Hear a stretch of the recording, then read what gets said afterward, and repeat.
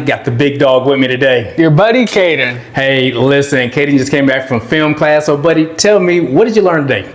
So today we were filming for a podcast, and I was the audio engineer, technician, whatever you call it, for the set.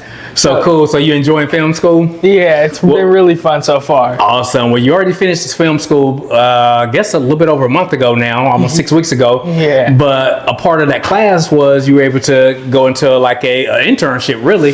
And the cool thing about it is that you don't have to pay for that. So when we look at it mathematically, when we look at it on an educational aspect, your investment that you paid for the first class, it now gets minimized every time you are involved in something like what you did today, what you did last weekend. So over the next month, it's like really your whole film school has been free, really, when you really look at it. Yeah. And then when you compound the fact that you get paid for the projects.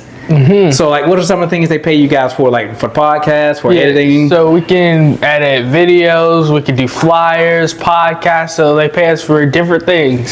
So this is a cool way that you can make money. You're 15 years old and you're making money. You already make money in your business, but this is a good way to make money in a new skill set that you learn, right? Yeah. So with that said, I think, Caden, so many times people think that going to school or getting the education means you have to sit in a classroom.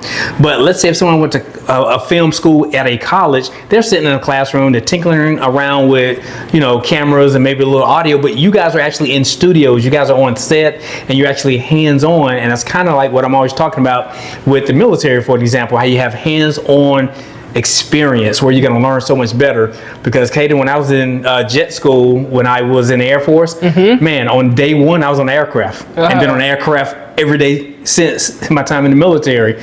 We never just sat in the classroom, so we really learned. So that's what I really like about what you're doing, but more importantly is that you got a skill set.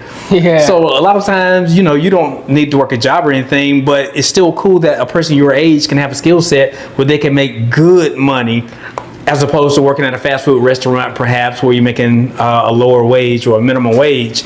But more importantly, you learn the skill set. So you've been doing so much in editing and everything, but this is your first time you actually operated as a sound engineer, right? Yeah. So tell me some of the things you learned. In the truck, you were telling me some things about the P sounds in audio. So sometimes you can hear, like, I forgot the exact term, but if someone's speaking or they're close to the microphones, it typically happens with P words, but you'll hear like a P sound, Gotcha. like when people are speaking. So you just want to make sure that you have them far enough away and the volume low enough to where you can't hear that, but it still sounds good.